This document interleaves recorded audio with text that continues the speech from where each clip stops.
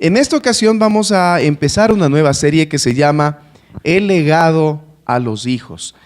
El primer tema del legado a los hijos es el legado de la identidad, lo que el día de hoy vamos a ver. ¿Por qué estudiamos nosotros una serie y no hacemos un solo mensaje? En primer lugar, porque nosotros partimos un tema grande, lo partimos en segmentos para detallarlo mejor. Es más provechoso tener 4 mensajes cortos que tener un solo mensaje largo, ¿verdad?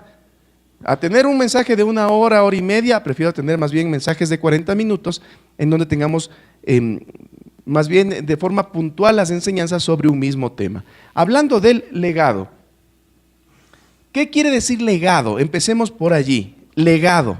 Legado proviene del latín legatus y significa, hace referencia a la idea de delegar o de pasar una idea o una capacitación a otra persona. Esa es la idea de un legado, pasar a otra persona una habilidad, un conocimiento, pasarle algo a alguien para que pueda llevar a cabo una misión. Ustedes han visto la carrera de postas cuando corren en las pistas, en las olimpiadas, ¿verdad? Llevan una cosa que se llama el testigo. Entonces, van corriendo 4 personas, cada uno recorre 100 metros y cuando llega a los 100 metros el otro empieza a correr, ¿no? Sale el primero, corre 100 metros y el segundo empieza a correr, estira su mano y le pasan el testigo, corre otros 100 metros, más o menos ve que está llegando el otro y empieza también a correr y le pasa, ¿verdad? Eso es el legado. El legado es algo que a nosotros nos pasaron o que nosotros estamos pasando y lo repetimos en nuestras vidas. Eso tiene que ver con el legado. Y si hablamos de identidad, identidad en cambio viene de una raíz latín también que se llama identitas, que significa idem. ¿Cuántos de ustedes han hecho una tesis de grado? ¿No es cierto? Cuando uno quiere citar el mismo autor, ¿qué es lo que pone? Abajo pone un idem, ¿no es cierto? Quiere decir lo mismo del anterior. Esa es la identidad. La identidad es lo mismo, hace referencia a una serie de atributos, de rasgos, de características propias de una persona, pero que lo diferencian a la vez de los demás. ¿Quién tiene una cédula de identidad? ¿Qué es lo que dice la cédula, Carlitos? Dice República del Ecuador, Dirección General de Registraduría Civil, Identificación y Cedulación. Cédula de identidad, porque yo soy extranjero, no es de ciudadanía, 170, 948, 482, 6, nombre, Angulo Carlos, lugar de nacimiento, Colombia. Bueno, entre otras cosas. Ahora, yo les pregunto, el número 1709-4846, ¿alguien más tiene ese número de cédula? No. ¿Por qué, Carlitos? Porque soy único. Exacto, gracias, Carlitos.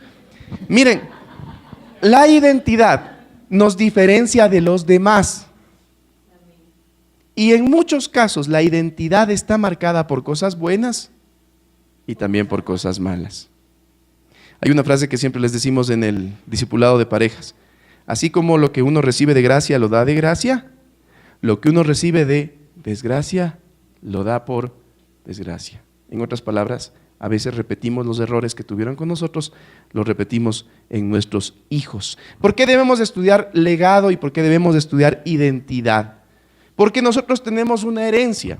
Si hoy nos dijeran que tenemos una herencia de unos $40,000, saldríamos como locos a comprar todo lo que se cruce, nos meteríamos a los almacenes de electrodomésticos, nos compraríamos un carro y mañana no tendríamos un solo centavo, haríamos eso. ¿Qué buscaríamos nosotros hacer con una herencia? Invertirla, conservarla. ¿Alguien pensaría en aumentar esa herencia? Claro, hacerla producir para que crezca, ¿verdad? Ustedes y yo, muchos de nosotros los que estamos aquí, tenemos una herencia de parte de Dios. Y quienes aún no la tienen, un día la van a tener. Salmo 127:3 dice, he aquí herencia de Jehová son los hijos, cosa de estima el fruto del vientre. Si nuestros hijos son una herencia de parte de Dios, ustedes quisieran, levanten la mano, ¿cuántos quisieran que sus hijos se pierdan? ¿Cuántos quisieran que sus hijos no estudien? ¿Cuántos quisieran que sus hijos se vayan de la casa? Ninguno de nosotros, ¿verdad? Por eso es necesario que nosotros entendamos y estudiemos el legado y la herencia que Dios nos ha dado y cómo nosotros podemos preservar y aumentar ese legado que Dios nos dio. Dios nos dio una responsabilidad que va más allá de dejarles algo material nada más. A veces queremos dejarles solamente una casa, un carro, una buena educación, pero eso no es del todo. Normalmente lo que determina el rumbo de las vidas de nuestros hijos es la herencia intangible que dejamos en ellos, es decir, ese rasgo que no se ve. Porque de pronto ustedes pueden mirar a alguien que heredó una casa, ahí está la casa, pero alguien que heredó valores, buenas costumbres, respeto, alguien que heredó una identidad sólida, ¿se nota? Normalmente así a simple vista no, pero con el paso del tiempo la casa se acaba, el carro se choca, el dinero se va, pero la identidad delante de Dios permanece. ¿Qué deberíamos nosotros buscar e inculcar en nuestros hijos mayormente? Mayormente una buena educación o una identidad delante de Dios. Una identidad delante de Dios. Yo les diría que sí, las dos. Las dos, porque cuando comprendemos lo que somos delante de Dios, es imposible no buscar superarnos. Es imposible no buscar ser mejores. Bueno, vamos con el texto bíblico del día de hoy. Sigamos. El texto bíblico del día de hoy dice lo siguiente. Dice, y hubo una voz de los cielos que decía, este es mi Hijo amado en quien tengo complacencia. Mateo 3:17. Eso nada más es el texto del día de hoy. ¿Alguien ha escuchado este texto antes? ¿Alguien lo ha leído? ¿Ustedes creen que se puede hablar 40 minutos de un texto como este? Hay muchísima riqueza en este texto. Les repito, Mateo 3:17. Y hubo una voz de los cielos que decía, este es mi Hijo amado en quien tengo complacencia. En primer lugar, ¿quién está escribiendo esto? ¿Quién escribe este versículo? Este versículo lo escribe Mateo, el apóstol de Jesús. A él es el atribuido de este texto. En realidad no existe un registro fiel que pueda decir que exactamente Mateo fue. Es una costumbre más bien que se le atribuyó a él desde el inicio. Se pensaba que Mateo era el primer evangelio, pero en realidad parece ser Marcos. Bueno, hay un montón de datos históricos que uno puede girar alrededor de este texto de Mateo. Lo cierto es que la persona que escribió, si fue Mateo, si fue otra, lo hizo en el año 50 y hasta el 75. En el caso de Mateo, él fue de profesión cobrador de impuestos y lo que él está buscando, el autor original lo que está buscando es evidenciar, o sea, dar pruebas fehacientes de que el cumplimiento de las promesas del Antiguo Testamento se las estaban haciendo en Jesús. Ese es el direccionamiento de este evangelio.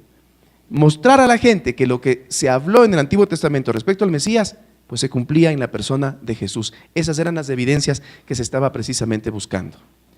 Bueno, hablemos un poquito del contexto. ¿Qué es lo que pasaba precisamente en estos momentos con la vida de Jesús?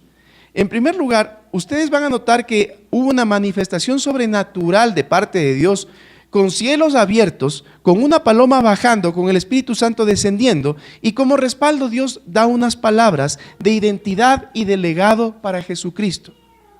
Dios Padre pronuncia palabras de identidad y de legado. Quiero decirles que Juan el Bautista fue el precursor de la llegada de Jesús. Proviene de una familia descendiente de Aarón. De los que estuvieron el viernes, ¿se acuerdan cuál fue la diferenciación de Aarón con el resto de personas? Aparte de eso, le dio una distinción que fue la última que vimos la noche del viernes. Fue el primer sumo sacerdote de Israel. Y de la familia de Aarón proviene Juan el Bautista, de ese linaje. Es decir, tiene un linaje sacerdotal. Predicó duramente en el desierto contra el poder político y contra el poder eclesial. Las palabras que pronunciaba Juan el Bautista eran duras.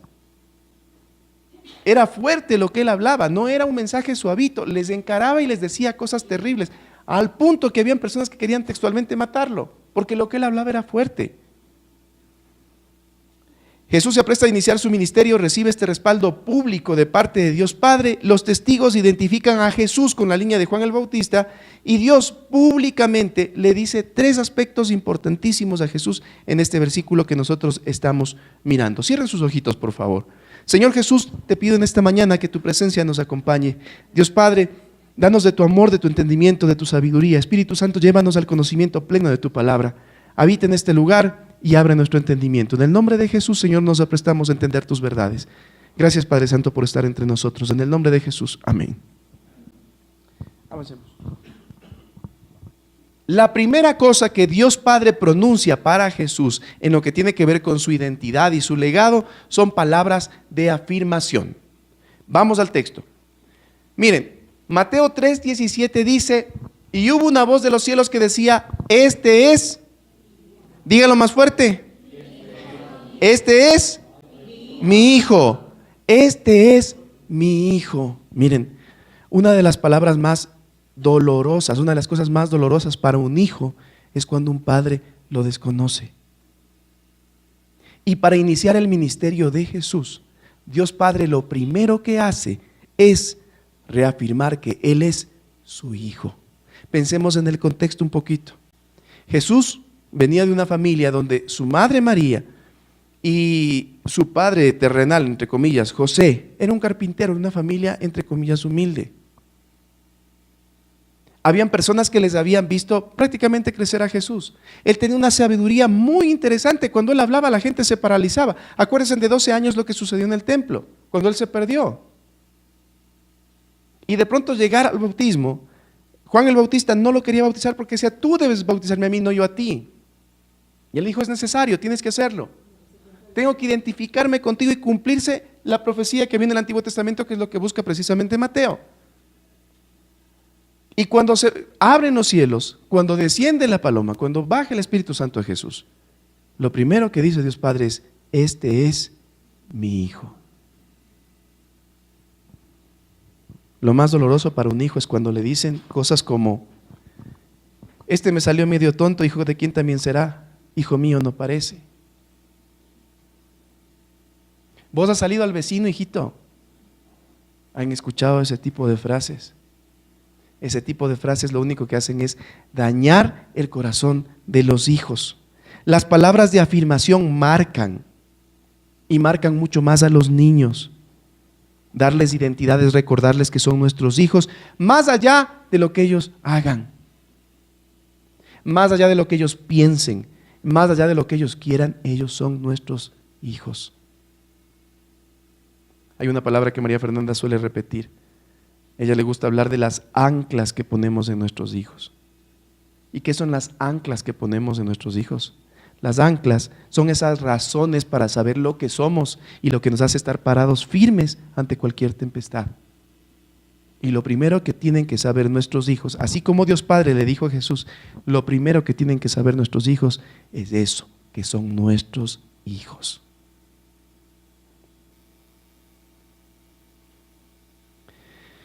Nuestros niños necesitan, nuestros hijos necesitan, sean pequeños, sean adultos, palabras de identidad como eres mi hijo, pero también necesitan palabras de consideración.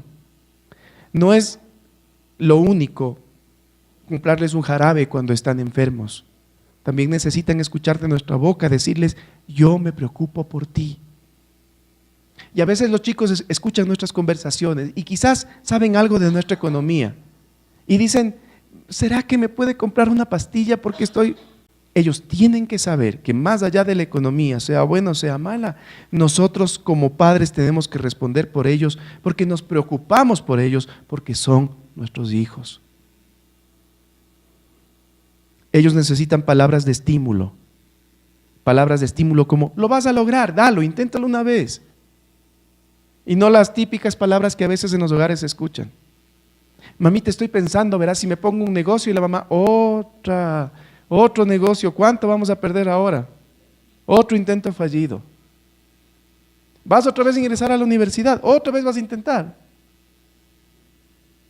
Palabras que duelen, palabras que hieren. Lo vas a intentar y lo vas a lograr. Los padres somos los llamados a responder por nuestros hijos y darles palabras de estímulo. Y también necesitan nuestros hijos palabras de orientación. Cuando Jesús estaba por bautizarse y sucede todo esto que les cuento, y Dios pronuncia estas palabras, este es mi hijo, le estaba dando y diciendo, tú tienes una misión, tú tienes un legado, tú tienes mi esencia. Una palabra de orientación que una vez mi papá pronunció a favor mío me cambió la vida. Tenía Luis Esteban quizás unos 2 o 3 años y yo estaba en lo mejor, entre comillas, de mi carrera de periodista deportivo. trabajaba en una radio que era en ese tiempo la que más sonaba aquí en Quito. Era jefe de producción de esta radio, me iba muy bien en todo sentido. Y los días viernes ya cogía mi maleta, me iba al aeropuerto, a veces me iba a Guayaquil a transmitir, o a transmitir en Cuenca, o a transmitir en Loja, en diferentes lugares. Y a veces pasaba todo el fin de semana metido allá. Antes, no sé si hoy, cuando entraba el avión a Cuenca, lo hacía solamente el día viernes. Entraba el viernes del avión a Cuenca y salía el domingo. O sea, los partidos del Deportivo Cuenca que eran en la noche del viernes, yo los transmití y pasaba sábado y domingo metido en el hotel sin hacer nada. Y a veces sí me ganaba la nostalgia y me cogía un bus y me regresaba por tierra.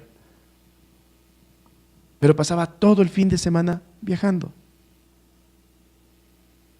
Y bueno, sucedió una cosa medio interesante en donde mi nombre saltó a la palestra, digamos así, de la prensa deportiva del Ecuador, y yo estaba contentísimo. Y mi papá me dijo, Esteban, sabes que me siento contento de todo lo que te está pasando y de las cosas que estás haciendo. Pero solo te quiero recordar una cosa. Tú entraste a estudiar comunicación, no para cantar goles, sino para hablar las maravillas de Dios. Me lo dijo así como lo estoy diciendo, así, nada más.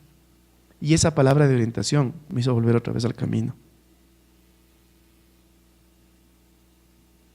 Muchas veces nuestros hijos no necesitan un sermón extenso, solamente necesitan recordarles su identidad y su propósito.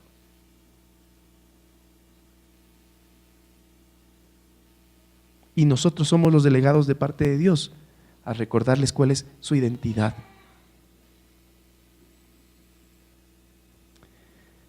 La primera palabra que les quiero decir entonces es esta, la palabra de afirmación. La manera más efectiva que tiene el demonio para marcar, para acabar, para distorsionar la vida de un adulto, ¿saben cuál es? Es marcarlo cuando es niño. ¿Y cómo se marcan a los niños? A los niños se los marca con hechos y con palabras. ¿Viste que eres tonto? ¿Viste que no entiendes? ¿Viste que no puedes? Cuando es un adulto, el adulto piensa, yo soy tonto, yo no puedo, yo no entiendo.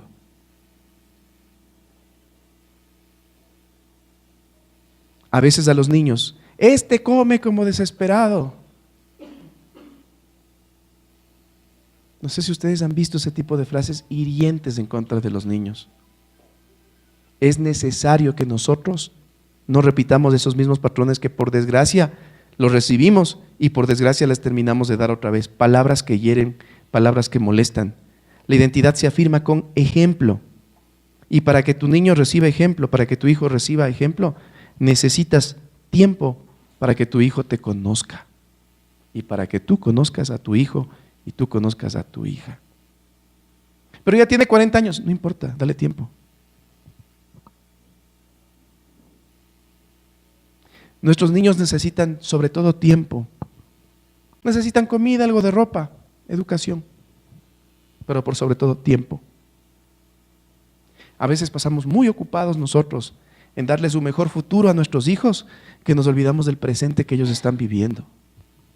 Y cuando nos olvidamos del presente que ellos están viviendo, mañana empiezan a aparecer las señales de auxilio que ellos dieron y nosotros no supimos leer, en errores que después a nosotros nos duelen.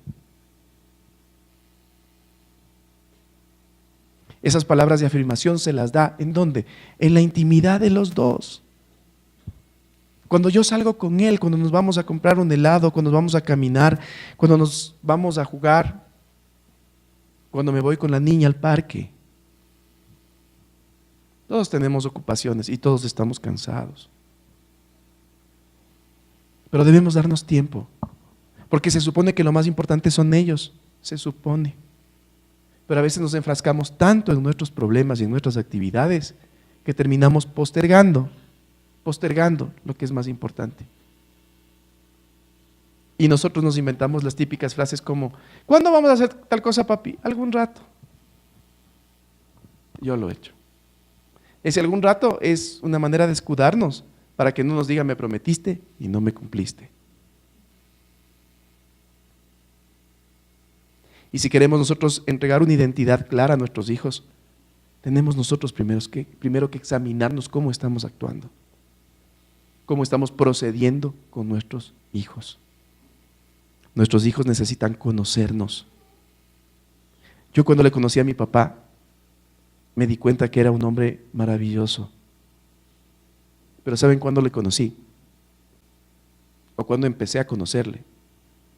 Cuando vino mi hijo Luis Esteban. Cuando nació Luis Esteban, mi papá se abrió conmigo y empezó a decirme lo que quizás hubiese siempre querido escuchar. Ahora yo entiendo que eso necesito repetir con Luis Esteban y no voy a esperar a tener un nieto para abrirme yo con él, tengo que hacerlo ya. Y él sabe que es mi mejor amigo. Y lucho por darle más tiempo del que normalmente le doy. A veces esto nos absorbe mucho. La semana pasada tuvimos una semana súper difícil, unas 2 o 3 semanas súper duras de trabajo aquí en la iglesia, fuertes. Y el día lunes le dije a María Fernanda, mija, no le mande a los niños a la escuela, ni al colegio a Luis.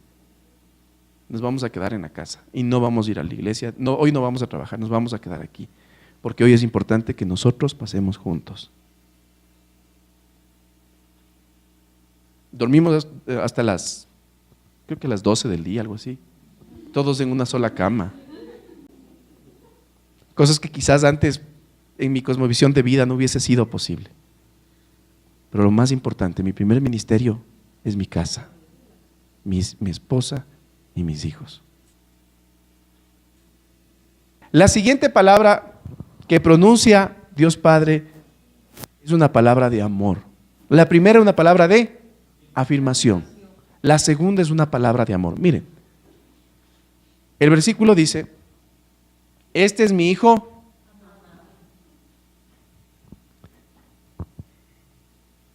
muchos de los dolores de los adultos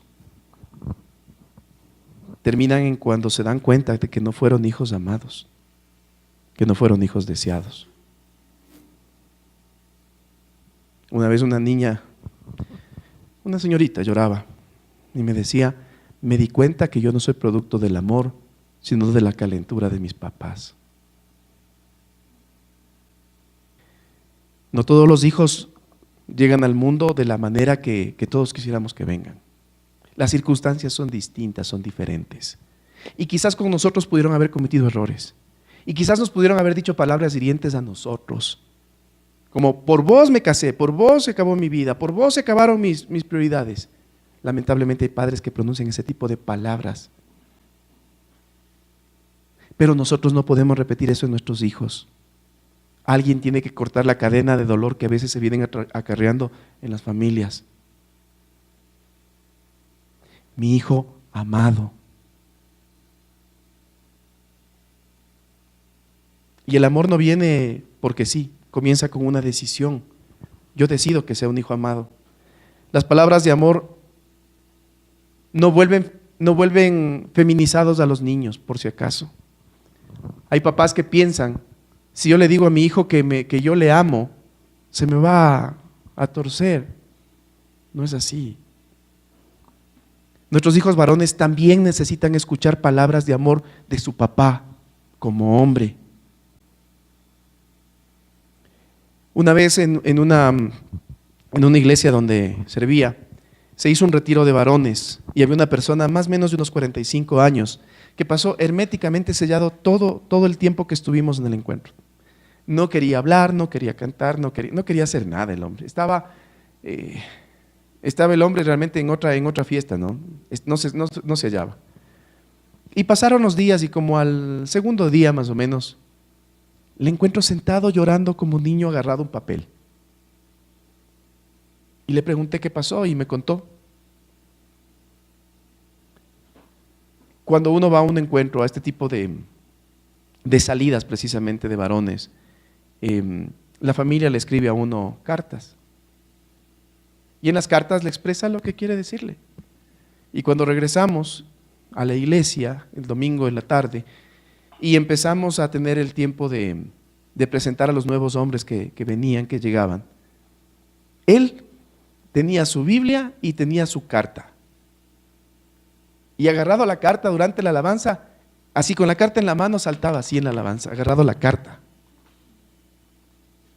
Y cuando le pedimos, por favor, pasa adelante y cuéntanos tu testimonio, no podía ni hablar de lo que lloraba. Y cuando logramos entender lo que decía, lo que empezaba a articular con sus palabras, decía, me ama, mi papá me ama. Y el papá estaba ahí, un señor mayorcito. Y cuando pasó a abrazarle, le decía, mijito, perdóname, yo pensé que sí sabías. Los hijos necesitan escuchar de nuestra boca que nosotros les amamos. No debemos suponer las cosas, debemos decirlas. No podemos pensar de que nuestros hijos entienden que nosotros les amamos y porque le amamos entonces trabajamos y compramos cosas y traemos comida a la casa porque le amo. Es necesario que nuestros hijos sepan con palabras que nosotros les amamos. Las palabras de amor blindan los corazones de las niñas, protegen el corazón de las niñas. ¿Saben por qué? Porque de esa manera, cuando papá, cuando mamá le están repitiendo a la niña que le aman, no es necesario que pase una persona cuando es jovencita y le diga, yo te amo, y ella sienta cosas en su corazón y termine corriendo atrás de cualquier persona que le dijo que le ama. La primera emoción que debe sentir una niña es la emoción de ver que su papá le regala una rosa. La primera vez que debe sentirse bonita es cuando su papá, cuando su mamá le dicen a la niña, mija, estás hermosa. Muchas mujeres se casaron con personas o se fueron con personas que no eran las adecuadas porque simplemente estuvieron en el momento adecuado y dijeron las palabras adecuadas. Lo que necesitaban oír ese día. Las palabras de amor le dan identidad a nuestras hijas. Las palabras de amor le dan identidad y dirección a nuestros hijos. Y cuando ellos reciben ese legado, transfieren ese legado a sus hijos. Tal vez para nosotros es difícil pronunciar palabras de amor, y más a la generación que está arriba de nosotros. La generación que está arriba de nosotros tuvo que sufrir duro. Mis padres, mis abuelos tuvieron que sufrir duro. Hoy Luisa Fernanda, mientras veníamos conversando, veníamos en el carro y le contábamos el caso de una persona que a los 8 años tuvo que salir a trabajar y ella decía, yo tengo 9, ¿a trabajar? ¿Cómo a trabajar? Y le decía, mija, antes el tiempo era diferente. Antes el tiempo era muy duro. Mi abuelo me cuenta que desde los 7, 8 años le cargaban un cajón de madera con quesos en su espalda. Y le mandaban a caminar más o menos unos 8 kilómetros, desde donde él vivía hasta la línea férrea, donde paraba el ferrocarril. Y él cargado los quesos, chorreando todo ese suero que sale del queso, mojado su espalda en ese frío intenso, tenía que subirse a vender todo el cajón de los quesos cuando paraba el tren. Y si regresaba con un queso, le castigaban hasta que sangre. Nuestros padres tuvieron que pasar cosas muy difíciles. Nuestros padres tenían a veces que en el colegio, en la escuela, hacer educación física con zapatos de suela porque no tenían. Porque las condiciones económicas eran diferentes. Porque la economía del mundo se vivía de otra manera. Muchos padres, muchos abuelos nuestros fueron marcados con la guerra. La Segunda Guerra Mundial marcó mucho la sociedad y marcó también nuestra sociedad. Yo recuerdo a personas mayores llorar recordando lo que sucedió en la guerra. De llevar a sus mujeres con sus hijos cargados a la espalda y ellos siendo militares yendo a recintos. Eso les marcó. Reclamarle yo a mi abuelo, reclamarle yo a mi papá, ¿por qué no me dio una palabra de amor? Más bien yo le comprendo y le respeto. Porque su vida no fue la misma que yo tengo. Porque quizás él no tuvo la cama donde yo me acuesto, quizás él no tuvo la casa donde yo me acuesto. Quizás él tuvo que salir a trabajar muy pequeñito. Reclamarle yo a mi papá algo, nada. Le agradezco lo que me dio. Pero hoy, cuando la luz de Cristo se hace en mi vida, hoy entiendo que yo tengo que dar palabras de amor a mis hijos. Con la luz de Cristo, hoy entiendo que yo tengo que cortar toda esa cadena que viene trayendo mi generación. Hoy entiendo de que yo soy el llamado a que mis hijos no sufran quizás la ausencia que sintió mi abuelo, mi papá o que sentí yo. Yo soy el llamado a dar palabras de afirmación. Yo soy el llamado a dar palabras de amor. Las palabras de amor deben ser recurrentes, deben ser apropiadas y tienen que ser constantes en nuestros hijos. Leí esta frase que le escribió un papá a su hijo. Decía: más allá de lo que digas o lo que hagas, te voy a amar porque eres mi hijo.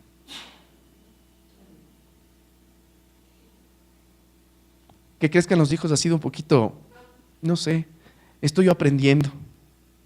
Y a veces le veo a mi hijo crecer, a mi hija crecer, y les veo que ya tienen otras. Antes era el tema del fútbol o cosas así, ¿no? Para Luis Esteban. Hoy ya tiene otras cosas y el corazón se me hace chiquito así cuando le escucho que va a hacer algo. Y algún rato que hablábamos de los tatuajes, por ahí escuchar de lo que piensa cada uno. Y yo decía: ¿qué horas me dice se quiere hacer un tatuaje? En mi cabeza no entraría eso. Pero más allá de que él decida o no, no me ha dicho que quiere hacerse, pero más allá de lo que él decida, yo le voy a seguir amando porque es mi hijo. Otro papá escribió: te amo porque eres lo mejor que me ha pasado. Mi hermana le escribió algo a mi hijo. Le decía: en tu sonrisa veo el amor de Dios para mí. Otro padre escribió: no sabía que a mi corazón le faltaba un pedazo. Ese pedazo eres tú. Tu llegada me dio una nueva perspectiva de la vida y quiero ser una mejor persona para darte ejemplo. Eso es lo que yo le escribí a mi hijo. Sé lo que tú eres. No pierdas tu esencia, pues es posible, pues es imposible no quererte cuando eres tú mismo. Pronunciemos palabras de amor sobre nuestros hijos. Y la última parte, palabras de admiración. Primero dijo Dios Padre: este es mi hijo. Después dijo: este es mi hijo amado. Pero miren ustedes, la siguiente parte es: en quien tengo complacencia. Los errores más dolorosos, los errores más tristes que ha tenido un hijo, una hija, han sido por buscar la admiración de su padre o de su madre. Y a veces hemos equivocado el camino para intentar nosotros tener una palabra de admiración. Y quizás cuando somos niños y venimos con algo a mostrarles y a decirles: miren lo que hice, dibujé, mami, un gatito. ¿Qué va a hacer ese gato? Anda a ser bien. ¿Dónde has visto gatos azules? Y nosotros destruimos toda la ilusión que ellos pueden tener y los empezamos a marcar con palabras nocivas. Estaba iniciando el ministerio de Jesús y públicamente Dios Padre le dijo: este es mi hijo amado en quien tengo complacencia. Porque la complacencia, la admiración que tenía Dios Padre no iba por lo que Jesús ya había hecho, pues su ministerio estaba empezando. La admiración que él tenía es por el corazón que tenía Jesús, porque su papá lo conocía.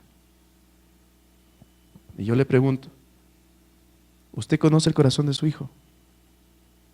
¿Usted conoce el corazón de su hija? ¿Sabe qué es lo que guarda en lo más íntimo? A los matrimonios les pedimos dos preguntas que son bien difíciles. La misma pregunta les puedo hacer para usted. ¿Usted sabe cuál es la noche más triste que ha tenido su hijo?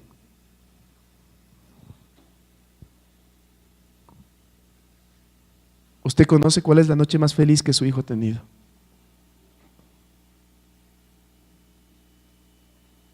Pregúntele.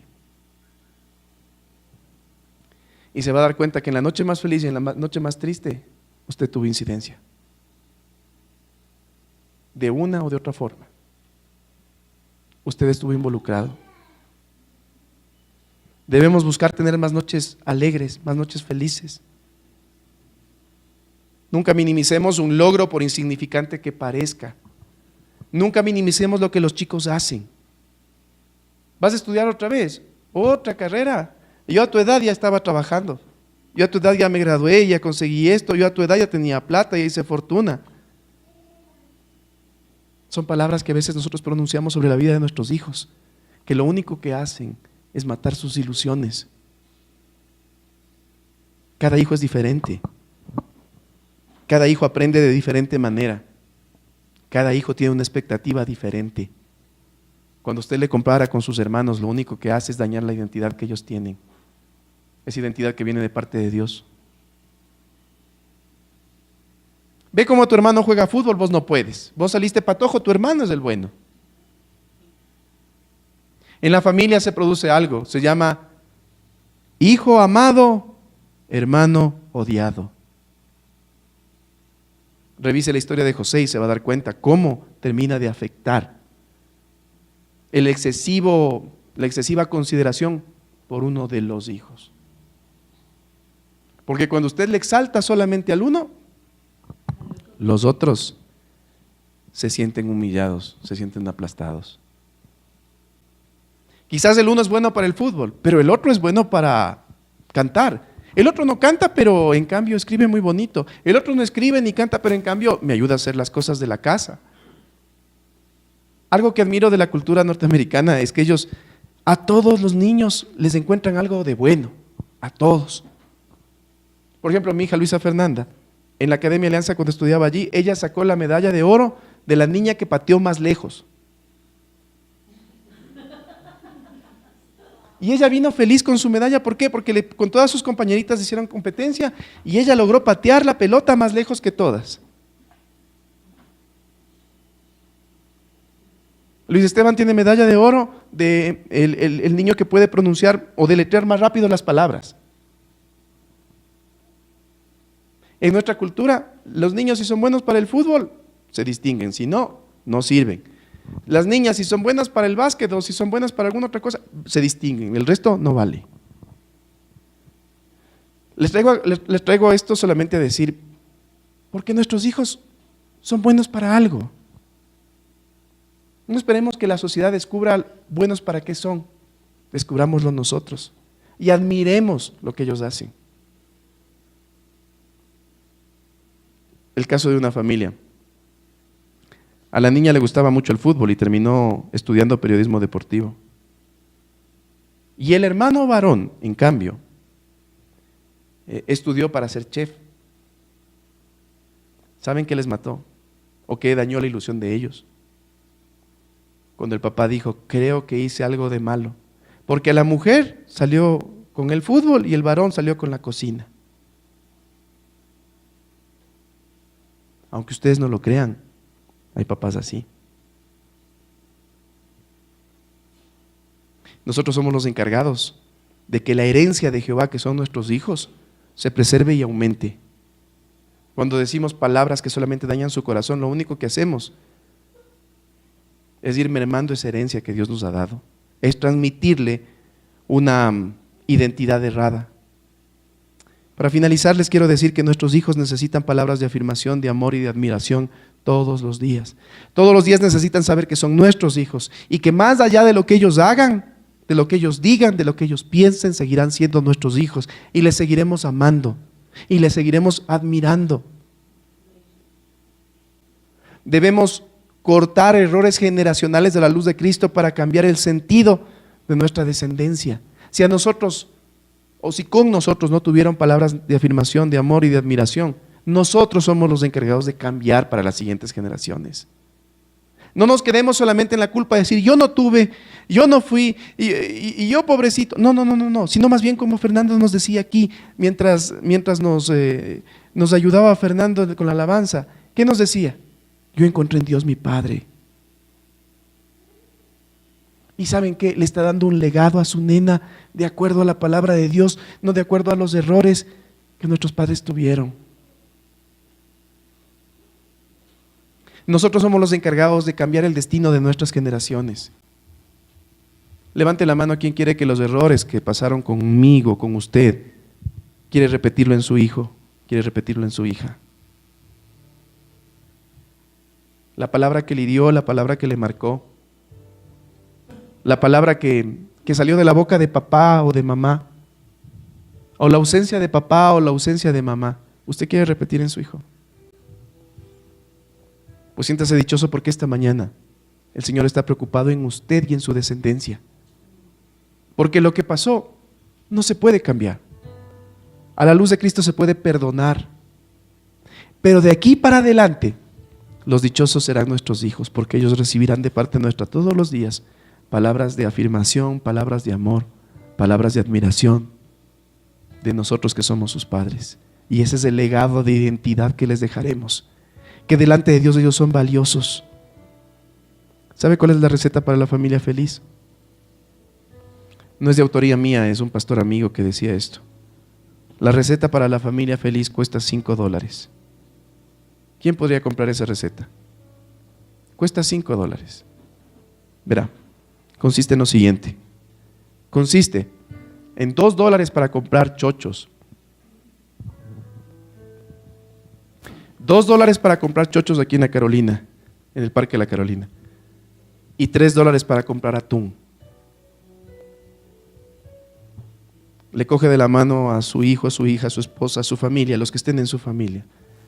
Se sientan en el Parque de la Carolina, cogen los $2 de chochos, ponen el atún, algunas cucharas y mientras comen, conversan.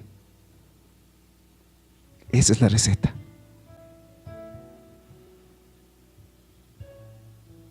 No sigamos postergando cosas sencillas que para nuestros hijos son importantes. No sigamos postergando esos momentos importantes. Yo busqué no perderme un momento de mis hijos, pero por trabajo alguna vez me tocó perderme cuando salían de gatitos, de perritos, Y si yo pudiese corregir algo, corregiría eso. Y no me perdería una sola. Y estaría allí presente. Una vez mi hijo jugaba fútbol y yo me atrasé. Era pequeñito y jugaba en la selección de su grado. Y me regresó a ver cuando yo llegué y me dijo, pensé que no iba a venir. Le dije, no, mijo, aquí estoy. Y empezó a jugar el Luisito. Y en la primera que le quedó una pelota, cogió y pateó y el gol con todo y arquero adentro. Pero así no hubiese hecho un gol. Igual le hubiese abrazado. Y le hubiese dicho que le amo y que estoy feliz de él. Llegó a jugar la final una vez. Y quizás ahí con Vini nos identificamos porque a nuestros hijos les encanta el fútbol y son medios buenos para eso. Y llegó a jugar la final aquí en Alianza. Y era contra un equipo fuerte, mayores que él. Y él soñaba con esa final.